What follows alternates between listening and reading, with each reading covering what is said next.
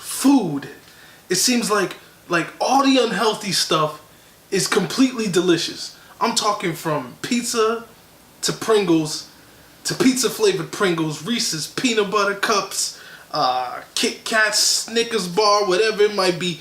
Anything with a chemical on it that you can't pronounce is probably banging, like MSG.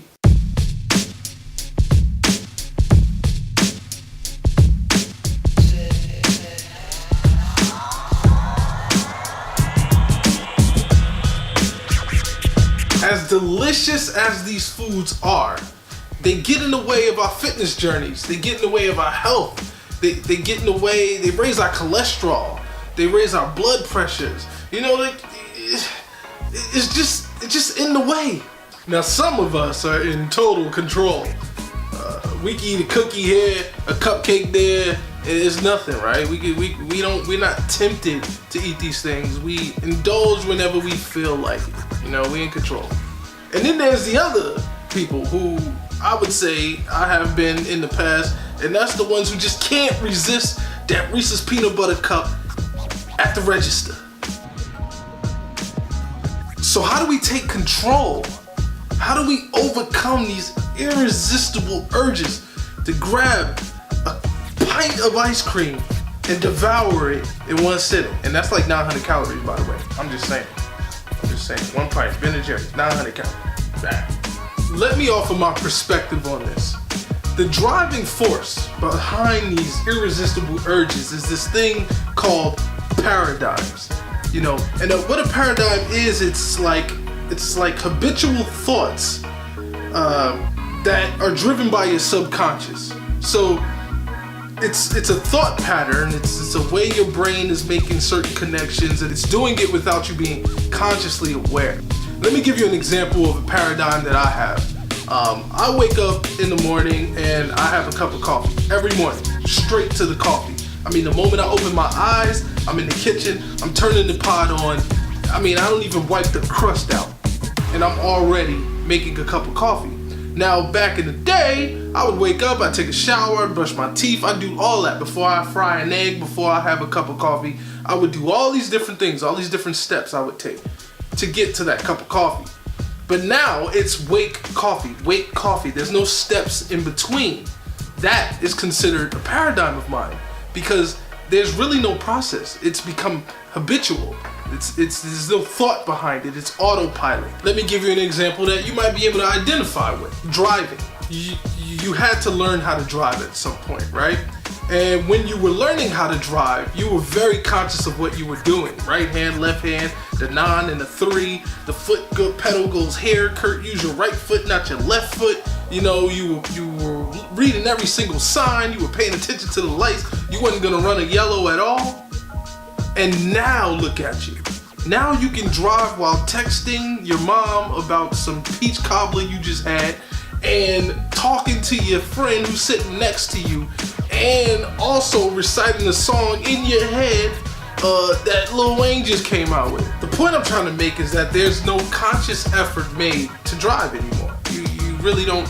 You're really not alert until something bad happens, and then you're all, you know, hands on, eyes looking, head on the swivel. But other than that, you're unconsciously doing these things, and likewise, it's how we make our food decisions. We don't really think too hard. I mean, unless you're like, hey babe, what are we having for dinner? But if you're out and about and you're in the supermarket and you're just shopping, you see some Oreos, your brain goes, we like those, you grab them, you don't even think about it.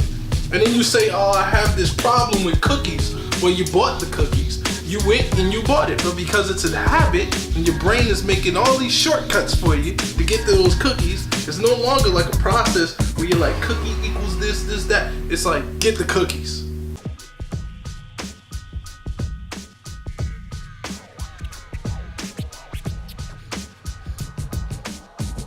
Alright, Kurt, I got some paradigms, man. What you want me to do? My subconscious is telling me to go eat that cake, man. I can't fight it. What you want me to do? I got a solution for you. Well, one solution for you, because there's probably many ways to skin this cat, but we gonna do it the Kurt McFit way, and that is to change how you view food. Food is fuel. Food is fuel. if you're going to eat something, you need to make sure that it's good fuel. You're not gonna put the cheap, if you just got a brand new car, I'm talking super nice, are you gonna go to the cheap gas station and pump some leaded stuff up in there? No, you're probably gonna be a little bit more conscious. Like, you know what, I'm gonna get the Supreme, because this is my baby, I wanna take care of this engine. So likewise, you should have it in your mind to take care of your engine, right? And that being your body.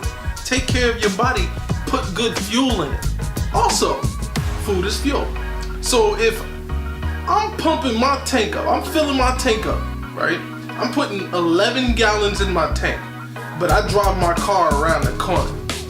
The next day, am I gonna put 11 gallons back in it? I hope not. What type of gas mileage is that? No, I haven't used all that fuel. There's no reason for me to pump 11 gallons back in. And likewise, it goes with those cookies and that ice cream and all the food that you eat. If you are putting 11 gallons in your tank, eating, I don't know, 3,000 calories in a day, but you didn't do much, so you only burned about 500. Are you gonna go the next day and eat another 3,000? Really, you are? Oh, wow. Ooh, you just keep filling that tank up. But what happens if I put 11 gallons and I just went around the corner and I try to put another 11 in there? It's gonna start spilling out. And that's what happens with calories. They spill over.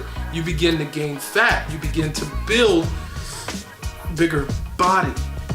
Now, if your goal is to build a bigger body, go ahead and spill, my friends. Spill all over everywhere. But if your goal is to get leaner, if your goal is to stay healthy, remain at a reasonable weight for your height and things like that, then you probably shouldn't eat so much fuel if you're not going to use it. And if you are going to eat a lot, let's say you like to indulge, let's say you do like to eat certain things and you do like to have a big meal, you know, make sure you're using it, make sure you're being active, make sure you're doing everything you can to make sure your body is burning that fuel optimally. You know, you don't want to be that spillover person. Spill McSpilly. So let's wrap this up. Let's wrap this up. Let's sum it all up. Okay, so you're eating unhealthy. You got these irresistible urges. You don't know what to do. It's driving you nuts. You can't help but grab that cookie. Remember, it's a thought process. The thought is making you grab the cookie. It's not your body. It's your thought. Your thoughts are making you grab the cookie, right? Okay.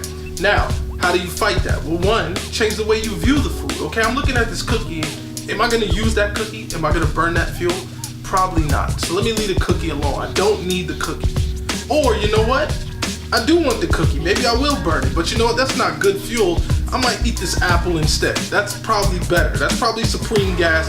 I'm gonna use the supreme gas. Now, mind you, this is just one solution. One solution. There's many ways to skin this cat.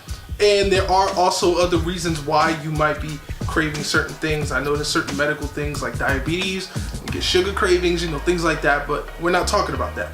We're talking about you and your psychological problem with Reese's peanut butter cups.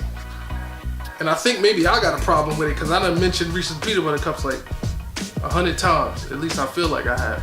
But anyway, this is Kurt McFit, man. Comment below if you got urges, you just crave like chocolate vanilla cake, whatever that is.